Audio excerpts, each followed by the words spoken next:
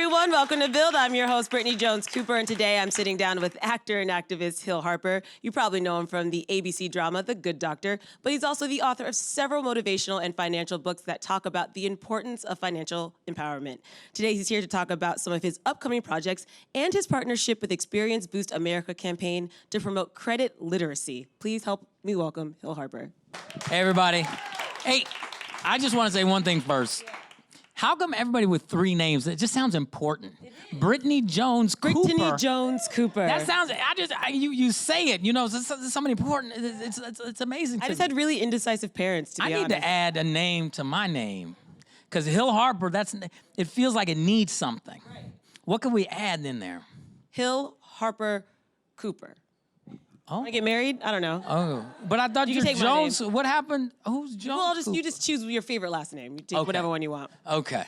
Yeah. We'll think about it. Maybe Hill by Harper the end Smith, of this, we'll know. Hill Harper Thompson. There's a lot of options. Yeah. You could add whatever you wanted. Okay, we'll figure it out. Okay. Hill Boost Harper. Hill Boost Harper. There you go. Although I think Hill Harper's working pretty well. Okay, good. Okay. Yeah. It's worked out okay so far. You have so much going on. I always love seeing you just out there on the camera doing activism, giving speeches. I mean, you're a really busy guy. Yeah, and it's great to be here in New York City. Yeah. You know, I used to live right about 4 blocks up there to the left. Yes. I love this neighborhood. On West 10th Street. This is the best neighborhood in the city, in my opinion. Yeah, I feel like there's the most concentration of coffee shops in this area, actually. Well, have you guys noticed that?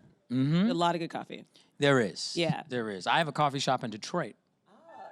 I know, and I wanted to talk to you about that. It's true. The roasting company, right? The roasting plant. Yeah, yes, the there's actually one on Orchard here, Lower East Side, but I have one there. Yeah. And so I want to talk a little bit more about that, but I do want to talk about your upcoming film, The Sun is Also a Star. Yara Shahidi. Yara Shahidi. Give it up for her, yes. y'all. Superstar. She's amazing. So that film's coming out soon. I heard on your birthday? May 17th? Yeah. On my birthday, yes. So what was that like? What was that process like? It was fun. You know, my role in it is small. You know, it's really about those two, and it's a wonderful love story and cool story. And you know, I don't want to talk too much. If folks have read the book, they know what happened. Anybody? Okay. If you had read the book, you would know what happens, but that's good that you didn't read, so now you can watch the movie. It's a fantastic movie. She's a superstar. Yeah. She is a super duper star, and she's a bright, shining light. And so I'm excited that she has her own film, and it's coming out, and I think it's going to do great. Yeah. What is it about a project that makes you interested and makes you want to be a part of it? You know, for me, it could be a number of things, but fundamentally speaking, the project itself has to have something redeeming about it, or something that elevates the human spirit or somehow. You know, even if it just makes you laugh or makes you reflective about yourself, whatever that is, those are the types of projects I'd like to do. Not to be confused with the type of roles, because I said that one time and someone stood up in the audience. I'm sure this audience wouldn't do that, but so they said, "You're a liar," and I was like, "What?" They said, "I saw that movie In Too Deep you did, and you played a drug dealer, so you don't just do positive." I'm like, I'm an actor. I want to play characters, but if you know the movie itself has a redeeming message, that's fine. It's not just about the character; it's about fundamentally about the project. So I'd rather play bad guys and stuff. I don't get cast as the bad guy very often, so it's actually more fun for me to be the bad guy. Yeah. You also play a good guy in The Good Doctor, so well, he started bad, but then he became good in season 2. And season 3, I don't know if he'll be bad or good. I don't know what's gonna happen. So season 3 is coming back in the fall. Yes. You guys get back and start filming. We start shooting again in about a month. Okay. Yeah, so I'm excited. You know, and we don't. You know, the writers are in the writer's room now. I don't know what they're breaking. You just hope that when you read the first episode, your character isn't being rushed to the ER or something, you know, or you don't want to have cancer in the first episode, because that wouldn't bode well. But I'm excited. I'm excited to see what they're writing. You know, The Good Doctor, in my opinion, is one of the best written shows on television. The cast is fantastic, and It's a show that celebrates diversity. It celebrates difference. It's positive. So what's not to like? I love doing it. Yeah. I can tell you guys love doing it. I mean, it's such a, like you said, a positive show. Yeah. And I think it's such an interesting storyline. It really flipped the medical dramas on their head a little bit. Well, I mean, it's like a lot of us in the cast, you know, we joke. When you read the pilot, you were like, this is an amazing show, but they're not going to pick it up. I mean, come on. I mean, it's the, you know, when have you seen the lead character who's, you know, battling something like autism. You know, it's not like he's the sexy guy with abs, you know, that's the superstar lead hero guy. You know, it's the anti-hero, and so to speak. And so we all thought the show was amazing, but, you know, they probably won't have the wisdom to actually pick it up and bet on the American people. And you know, Channing Dungey, who was the president at the time of ABC, she picked it up, and it's ABC's #1 show, you know, #1 drama. So it's I'm very proud to be on it. Yeah, you should be. I also, You guys can applaud for The Good Yeah. Doctor if you really want. You know, you guys you're sitting there so quietly, but you're here. So you might as well just like engage. I mean, come on, we're here together, They y'all. were just so hooked into what you were saying. I don't think that was it. I saw somebody checking their Instagram over there. No, they weren't. I was kidding. Phones down. No, they were just following me and Brittany Jones Cooper. 3 names. Don't forget. That's right. You're also giving a commencement speech soon. I know you've done that before. Yes. At Temple, which is amazing. uh-huh. I know you've written several books. You're somebody who just, I can tell, has put a lot of thought into his words and what he says. And so have you thought about what you're going to say to this year's graduates and advice? I mean, it's this Friday. Of course, I've Yeah. thought about it. Commencement speeches are the hardest speeches in the world to do. And I'll tell you why. Number one, most of the people there were out all night the night before, and they're hungover. Number two, there's all this pomp and circumstance, and they make the graduates show up like 7 hours before the thing even starts. So their feet hurt, they're hungry, they're tired, and hungover, and they don't want to hear you. They want to get their degree and get out of there. So it's like going into hostile territory. It is really difficult. And so, you know, I'm excited about it. I'm actually, I'm going to use one of my favorite quotes about the future, because I'm going to talk about as soon as they walk across the stage. You know, it's the future. What's next? And I'm also going to use one of my favorite poems, a poem by Mary Oliver, who is just, you know, we lost her recently, and she's one of the greatest poets, I think, ever. And she's incredible, so I'm going to use one of her poems. Will you mention financial literacy at all to those students? I don't think financial literacy is necessarily going to come up, except for one piece, which I'm going to talk about, maintaining your options. And debt is one of the most debilitating things that starts to limit options. And so, you know, a lot of the students that'll be graduating, they're going to graduate with student loan debt. And how to deal with that, how to deal with not loading on more debt on top of that. I'll talk about it from that standpoint, but it's, you know, this speech is going to be a celebration speech, and talking about financial literacy isn't always a celebration, so to speak. Right. But I do love that advice to them about debt. Yeah. It's something that most of us have to deal with after graduation. And that's why I like what you're doing with Experian, because it's sort of teaching people to be a little more savvy with their credit. So can you sort of explain this partnership and what Experian Boost? Absolutely. So Experian Boost is a movement. It's a campaign around people taking control of their credit. And what I love about it is that you have a company, Experian is obviously one of the big 3 credit rating agencies. For the first time, they're allowing the consumer or us to load in information into our credit file, right? So, because if you think about the way credit scores and credit files happen, the score is created by an algorithm. It's not like some person is sitting behind a curtain giving you your credit score, right? So it's an algorithm that does it. But all the information that score is based off is provided by somebody else, the people you owe money to, and the people you're either paying or not paying or have some kind of debt relationship to. This is the first time that they're saying, hey, there's other things that you pay for that show that you actually pay your bills. And the whole purpose of a credit score, in theory, is to let a lender know how likely is it that you'll pay your bills. So if there's things that you're paying for that aren't being credited, then perhaps we should adjust that information or allow you to add in. So what are some of those things? Cell phone bills. Those aren't part of your credit score, but most of us pay our cell bill. Utility bills, electric, water, gas, trash, waste management, stuff like that. If you're paying for that on a monthly basis, you're not getting any credit for it in your credit score. And that's a shame. And so what you start to see is particularly millennials, folks with thin credit files, folks with subprime scores, all these things. If you could add in this extra information, it could become a very powerful tool to help you gain access to credit. Yes. And then why is that important? It's important because a recent study came out that showed if you have subprime credit score, okay, 680 below, you will pay over the course of your life $200,000 more in added fees, cost, and interest because of the score. And so it doesn't even make sense, right? It doesn't make sense that the people who can least afford it pay the most. You know, there's that old saying that says it's expensive to be poor.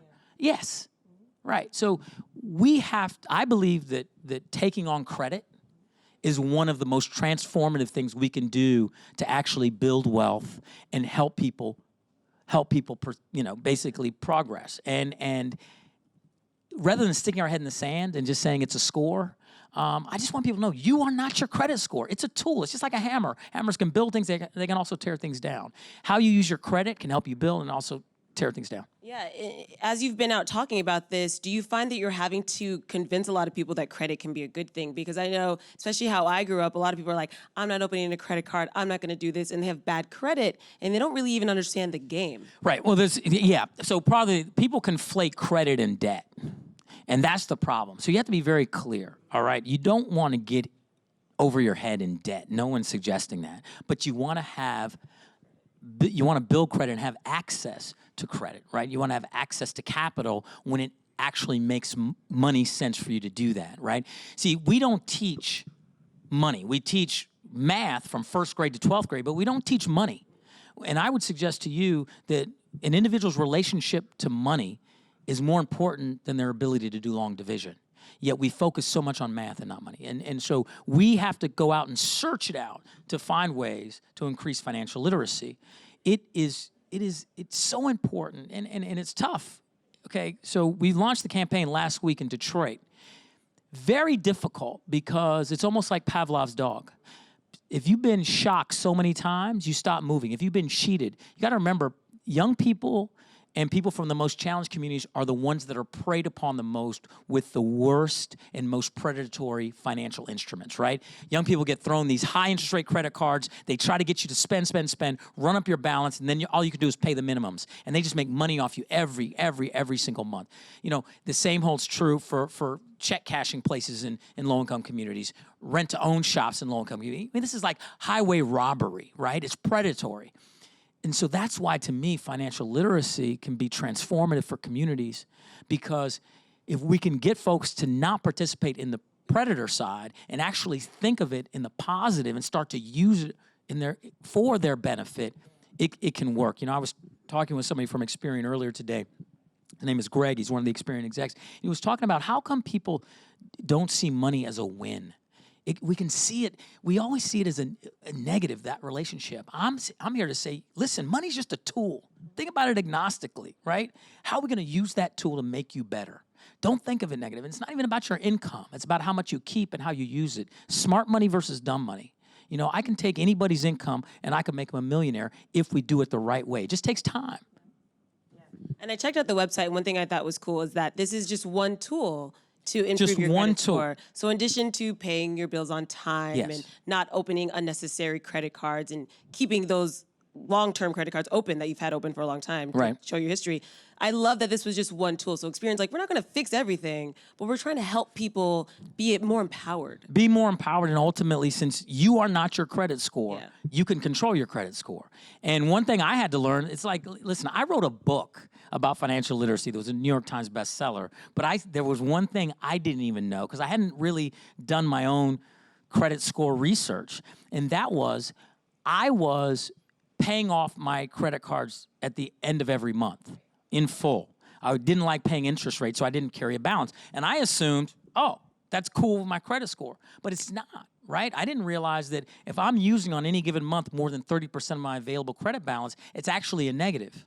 So, you know, there's a lot of little things to learn that you may think you're doing the right thing, but it may not work for your credit score. So there's different tools you can do to take a short-term credit hit for a long term. If you know that you don't need access to capital for a year, then you can add different things to help your credit score over a year. It may take a short-term dip, but you can add certain things. And to me, Experian Boost is a portal. You go to Experian, you boost your score. It makes you feel good when you see your score go up. So I just feel better about myself when I see my score go up, And then you actually use the information that's already there to do the more long-term things, and it's a real powerful tool. Yeah. So you said you launched this in Detroit, and I know Yes. Detroit is a place that seems really close to your heart. Why did you want to be there and launch it there? Well, I wanted to launch it in Detroit for a few reasons. The state of Michigan used to have a media tax credit, so I shot a lot of independent films there, and I met so many people that were interested in social justice, people that were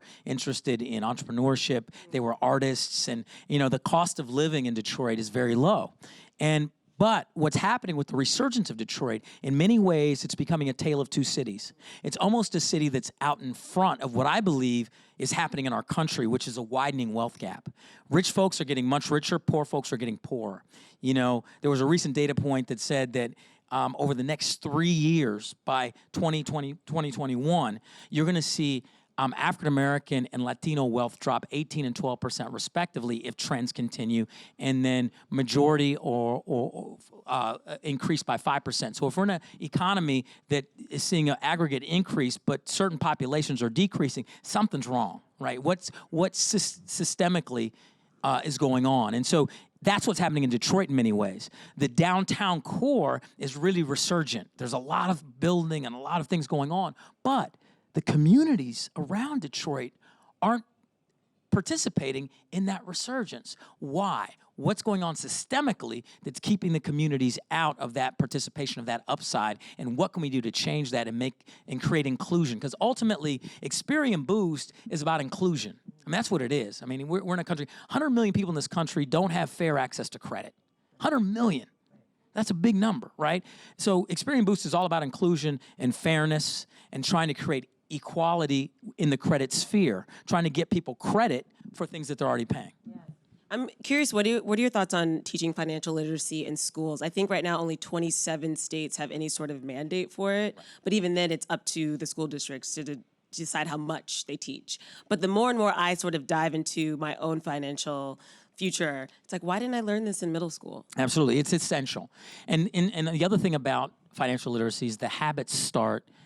If whatever habits you start with young, that's what you tend to keep. And it also, folks need to learn about the time value of money, the power of savings, right? If you give me a middle schooler and I can convince that middle schooler to save $10 let's say a week, that's $520 a year between middle school and they graduate. I automatically reduced their cost of future education. I also let the time value of money play with them, and if they continue to roll it over, there's a wonderful story that came out of Detroit about a Detroit public school teacher who willed $2.4 million to the Detroit Art Institute. And off a public school teacher's salary because she was such a regular saver and she let the time value of money do its work. Ultimately, compounded interest over time actually works, but you got to leave it in there and you got to give it time to happen, right? Yeah. So with Boost America, is it free to sign up? How do people? Totally free to sign up, and it's opt-in, opt-out. That's another thing I love about it. So there's no downside. There's no possible downside, meaning people say, well, what if I load it in and my score goes down, because, I didn't, there's no downside because there's no way Experian knows what you were supposed to pay. In other words, AT&T isn't telling Experian that your bill was $200 that month and you paid $150. They're just seeing that you paid a bill, right? And that's giving you some positive credit history, and it's giving you some positive payment history. And that can help, particularly people with thin files, right? Because the thicker your credit file with positive payment history, the better. And the longer term it is. So if you have a checking or a savings account, any bill that's telecom or utility that's paid automatically through your checking or savings, as long as your names match your credit file, your Experian file, and that bank account, you link those two things up, It gives the algorithm itself scrubs the history. It happens automatically, and literally, you go on Experian, you boost it, you see your score goes up. All this confetti drops on the screen, and you're like, you just boosted your score, and it makes you feel good. Yeah. It's a good thing. Yeah, and it's one of those things. Once you get engaged in your credit score, which I am now, like it's really competitive. What's your credit score? Oh, it's excellent. It's like. See, I just did that because there's. I'm not trying to get my credit score. There was a study that came out. internet. This is real talk. There was a study that came out that said that people would be more willing to discuss infidelity than their credit score. In other words, they feel more cautious and tight I don't about talk it. about either. That's just me, though. Exactly. So this is the thing. I want to demystify the credit score. It doesn't mean anything. It's not you. Yeah. It is a tool. It's a hammer. It's literally a hammer. Do you feel some kind of way about a hammer? No, it's a hammer. You can build something with it, or you can tear the damn thing down. And that's what you can do with the credit score. It's not, we get so emotional about it, and we're so tight about it because it's like this thing that hangs over our head. If I can just get people out of that mindset, then they'll start doing stuff like this. Even the people I talk to, they're like, well, you know what? I don't even want to deal with it. I don't want to think about it. If I do this boost, I have to start thinking about it. Let's start thinking about it, yes. Let's actually start engaging with it. Let's start interacting. Let's start dancing with our credit. Right. Let's make love to our credit. Let's engage with it and make a difference and start using it to actually build communities, right? If I can't get people to actually deal with their credit, then it doesn't, I have this foundation. The reason why all of this started is because I was working so hard to try to encourage people. I mean, with this whole Nipsey Hussle tragedy, it's all this buy the block, be like Nipsey Hussle, buy the block. I've been trying to get people to buy the block for a long time.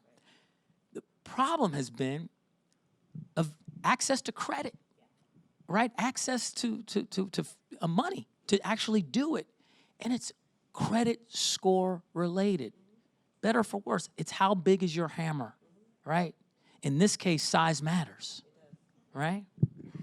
I'm going to leave that joke there. I'm not going to. Yeah, I teed you up with it. I teed you up with it. I want to keep my job, so I know. I'm going to move past it. I know we have a question from Twitter. Kate wants to say, hello, Hill. Is it true that you should keep paid off credit cards open so as not to decrease your available credit? Yes. So, That's what I was yes, but here's the deal with that. It depends how big those credit card fees are, right? Your yearly fees. So if it's one of those cards, I can look right there. If it's one of those cards where you're paying this huge fee every year, then you kind of do the assessment. But if it's a very low fee card, you want to keep it open because part of your overall available balance, unused available credit, is a positive on your score. Right, but if you're ended up paying thousands of dollars in fees, or if it's a $500 a year fee, then it's actually not worth it. Close it, but you can open another card, right, which will give you a little temporary down, but over time will build back up. That's a very extremely low fee card, and that's a good thing. Some banks even let you downgrade your card too. So if you have a really high annual fee, you can downgrade to maybe their lower fee card, and it's more manageable that way, and it's not a hit for you. And the other thing you can do is you can also negotiate your available balance up. If you've been maxing out your card and you've been paying it off or paying it well, you can call whoever it is and say, hey, I want to take my available balance from $1,000 a month to $5,000 a month or $3,000 a month, so that if you're on average doing about $1,000, $500 on the card, whatever, you're not hitting that 30% anymore. That's really good advice. Where's our question in the audience? Right here. Hello, Hill. Oh, yeah, the mic's sitting right next to you. Nice. My name is Cindy Lou Coolidge. Oh, you have three names, too? And I'm here with my daughter, Aria Rauchaturi. She had that's a lot of names. We were both born and raised in Flint, Michigan. And I know you've done a lot of work for the Flint water crisis, and I like to know, where is it a foundation that you have? It's a social justice law group, actually. Okay. So I've been on the ground in Flint so many times, and my heart goes out to that city. I literally will get emotional talking about it because of all the people, and particularly young people I've talked to and met in Flint, and it just pisses me off what's happened and what's still happening. So I started a social justice law group because I have a law degree. I went to Harvard Law School. And so my mother hated the fact that I never used my law degree ever. So I figured I'd make her happy and try to help Flint at the same time. So I started a social justice law group because what was happening, it goes back in a horrible way to what I was talking about, Pavlov's dog. The people of Flint have been beaten down unfairly so much that they won't even sign into the lawsuit, right? So Class action lawsuit. it is, and you know, we talk about, let's just be real quick. Talk about the state of Michigan. All that stuff that happened with Larry Nassar, and I know this is a big leap, with Larry Nassar at Michigan State and the gymnasts, as horrible as that was, that settled within 3 weeks and they got $500 million. Flint's been going on for 6-7 years, and they haven't paid or helped that community at all. And it's atrocious. And it's because it's poor black folk and poor white folk. That's it. They don't have voice or agency. And so the reason why I started my social justice law group was to give them voice and agency. So I've been working really hard to get as many people signed up to the lawsuit. Because again, it's folks that they don't trust the law. They don't trust their relationship with court system. So therefore, they're like, nothing's going to happen anyway. So why should I fill out all this paperwork? Which makes total sense. So I have to go there, and I have gone door to door, knocked on people's doors and said, please join me in this, particularly if you have children, because you just don't know what the effects of the lead is going to be in the future. We have to make them pay. We have to make them build health centers, community centers. We have to get you compensated for any unforeseen health stuff that's going to come up with your kids. We got to get you to buy into this lawsuit. The more people, the critical mass, the numbers, the better. There are 100,000 eligible people to sign up for the lawsuit, and I believe at this point, it's only about 15,000, 15% signed up. Is there a deadline to sign up for the class action lawsuit? You know, there's no official deadline, but we all know that that's kind of BS. And why do we know that? Is because what happens is you're going to get the first settlement that's going to be based off the first set of numbers. And then, you know, there's no statute of limitations on harm. So you can always sign in, but they can always claim that there's no more money. You see? So you can still sign in, but if there's no money, that there's no remuneration or compensation for that. So that's why it's critical that people sign in before the first settlement happens, okay? And it's getting closer and closer because obviously there's a new governor in the state. There's a new attorney general. They don't want this hanging over their heads, at least I would hope not. And so something's going to move on this relatively quickly. And so, you know, the number should be 60 or 70%. Minimum, 60, 70,000 people should be signed in. Right now, we're looking at about 15. We got to do better, and we got to spread the word. I'm doing the best I can, but it's hard. The people have been beaten down, and they just don't want to hear it anymore. They don't even want to get their hopes up. Yeah, there's a big problem with trust of the government now. Absolutely. From the people of Flint and the community. So how can we actually get involved? Like you said, you go knocking on doors. I'm just visiting my daughter. Well, listen, here. I'd be willing to go knocking on doors too. Well, listen, if you want real talk, let's organize an event. If you have outreach there, I'll pay for it. I'll pay for the event. We'll get some bouncy castles for the kids. We'll get someone to blow up some balloons, and we'll have fun. We'll do some hot dogs, food. Brittany Jones Cooper will show up and sign autographs. You know, No, I want to blow balloons. Oh, she want to blow up balloons. So this is big. You know, we'll get some people. Maybe we'll get a couple of the Detroit Pistons to come on the off season. I don't know. Get some Detroit Lions to show up. Whatever. Maybe we could get Big Sean to come because he's from right by there. Free concert. So we do some. We could do an event and just sign people up at the event. If you're willing to do that, I'm down with you. Let's go. Okay. Do it. And last question. Hi. Oh, You've wow. led such an incredible and vast life so far, and I'm just wondering. I'm glad you had this so far. Like, oh, what do you know that I don't know? And you've had so many amazing experiences, and I'm just wondering if there's any milestone or any experience that you have not yet hit or have not had yet that you're looking forward to having. Oh my, so many. You know what's amazing is, have you guys watched the Oscar-winning documentary Free Solo? Okay. I think everybody should watch that once a week, literally. Because to me, what's the best way to put it? Whatever dreams and goals I've had, I've been dreaming too small. My limitation has been handed to me by what I've inherited, but I realize it's all created. I want to triple my dreams, triple my goals. You know, someone asked me, what's the moonshot? I said to reverse the tide of this this widening wealth gap. How would you do that? I want to create 10,000 black, brown, and poor white millionaires. I want to create that. How could I create that? I haven't figured it out yet, but that's a moonshot, right? If I can create that, then I would have impacted the widening wealth gap. That's just an example, right? But the point being, we can all achieve. We're all so magnificent and beautiful and brilliant that we can all achieve things that we could never even think of. So let's start thinking much bigger, and let's start working together. Dr. King said we're all tied together in a single garment of mutual destiny. That means that my destiny is inextricably linked with yours. And the more you do to create change, the more you give me permission to elevate as well. That's why the guy on Free Solo gave me permission. That's what's so brilliant about that film. What he did was unthinkable, the level of difficulty. And so we're all capable of our own version of a free solo, right? And this is the only chance we got, so let's go. Thank you. I love that. Yeah. And guys, if that guy can climb without ropes, you can face your credit score head on. You certainly can do deal a credit with your score. financial life Oh my and God. improve your future for your kids and Hold your up. community. And that's real. He climbed up basically a wall of glass for 4 hours.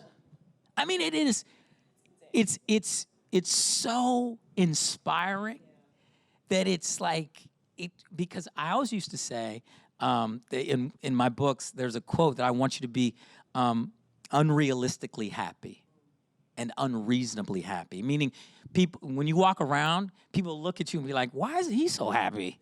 He's unreasonably happy, man. He shouldn't be so happy." And that's part of the point. We can encourage each other to just elevate. And when someone actually changes the programming, to me, it's like the Matrix.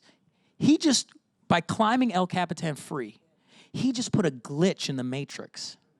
Because all the stuff that defines like what's supposed to be real and what's supposed to happen, he says, no.